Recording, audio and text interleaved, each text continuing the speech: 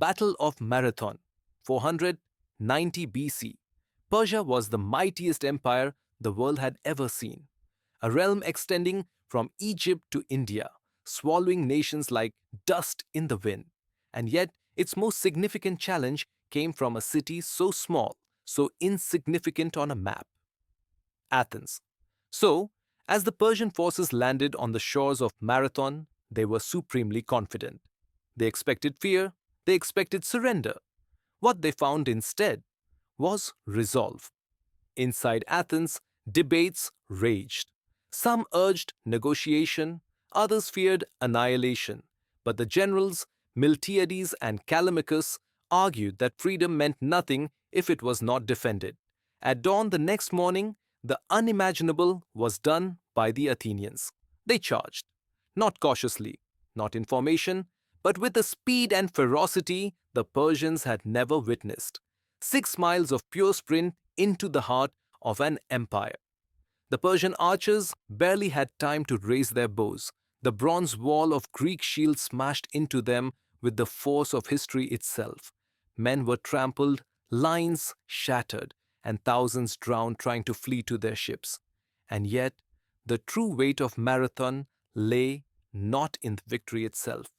It thereby stands and teaches every man to know that to reap freedom's inheritance must be to muster the bravery to defend it. Yet in the nobler service of a nation, there lives a solemn duty, which all its citizens have undertaken, never to hold the natural inferiority of fire or water to steel as a truth. But in what would have happened had Athens fallen? There would be no Socrates, no Plato, no Aristotle, no democracy, no Western thought. Humanity was altered upon that field, and all it took was a heartbeat of courage to do so. Battle of Gaugamela, 331 BC. Alexander had already conquered half the known world, but this would be different. This was not a battle for territory. This was a battle for history itself. Darius III assembled an army so enormous that ancient writers claimed it made the ground tremble. War elephants towered like moving fortresses. Scythed chariots shimmered in the moonlight. Tens of thousands of soldiers stretched farther than the eye could see, a living ocean of steel. And before them, a 25-year-old king with a smaller army, fewer resources, and nothing but brilliance to guide him. The battlefield itself constituted a trap. It had been cleared, leveled, and engineered, especially for chariots to tear Alexander's men apart. But Alexander did not panic. He adjusted. As the Persian wings pressed in, Alexander angled his cavalry diagonally, a maneuver so unusual that Darius hesitated. And in hesitation, Alexander saw his opening. He pointed his spear forward and cried, "Companions, with me!" The accusation was a bombshell. They hit the Persian center with all force, pushing back elite guards and sending shockwaves deep into the heart of the empire. Darius fled. Again, but this time the world grasped why. Persia had fallen not just to force, but to genius. And from its fall grew a world of blended cultures, libraries in Egypt, science in Persia, trade with India, art in Greece.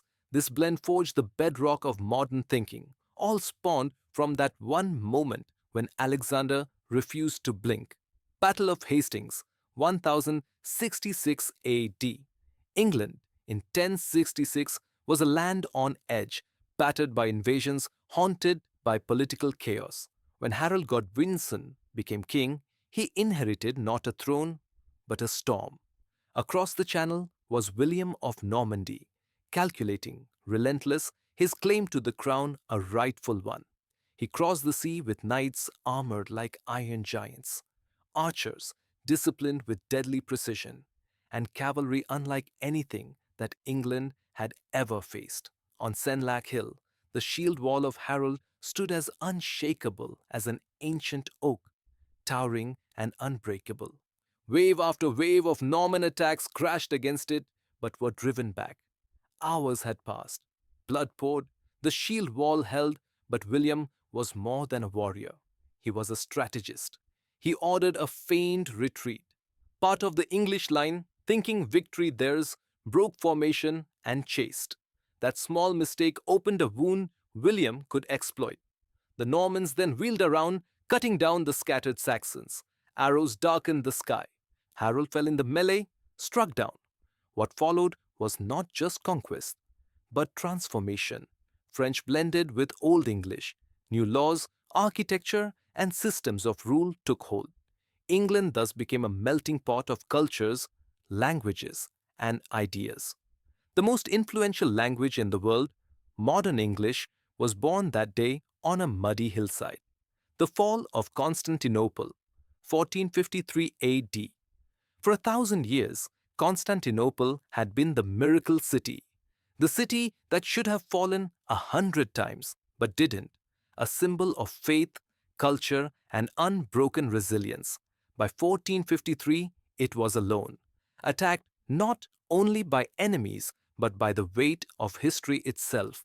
Sultan Mehmed II arrived with an army of almost 80,000 and the most terrifying weapon the world had ever seen, the basilic cannon, a monstrous gun capable of tearing ancient walls apart.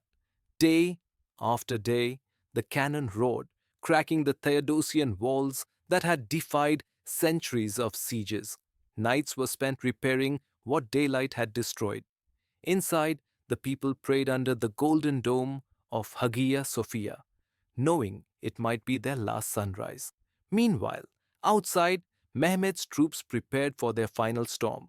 One small gate, the Kirkoporta, was left unmanned in the tumult, and through that crack in the defenses, Ottoman soldiers surged like a river through a broken dam. The city fell. The ancient world died. Yet out of that darkness shone new light. Scholars carrying manuscripts fled west, sparking the Renaissance.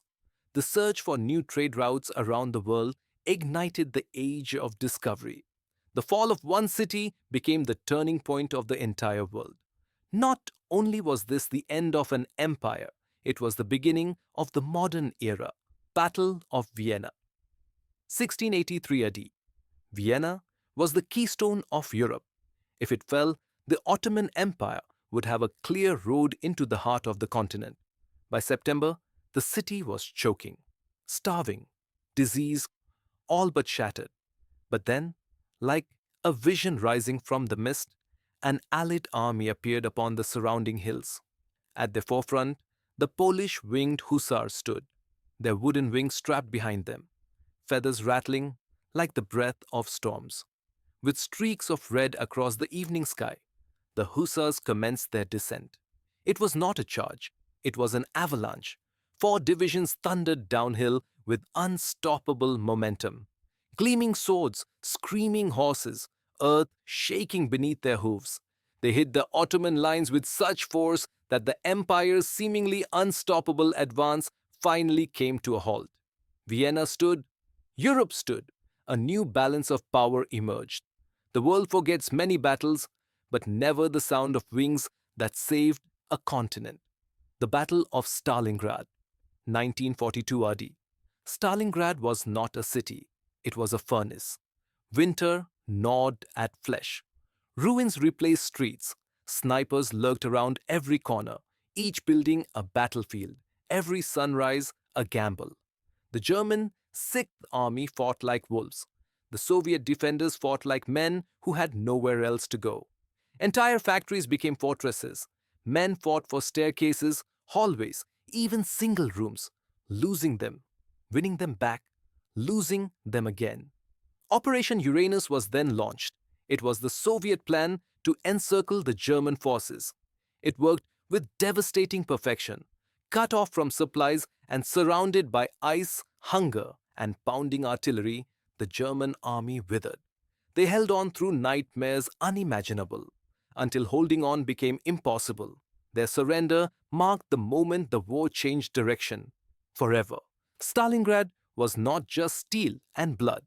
It was the triumph of human endurance over the darkest cruelty imaginable.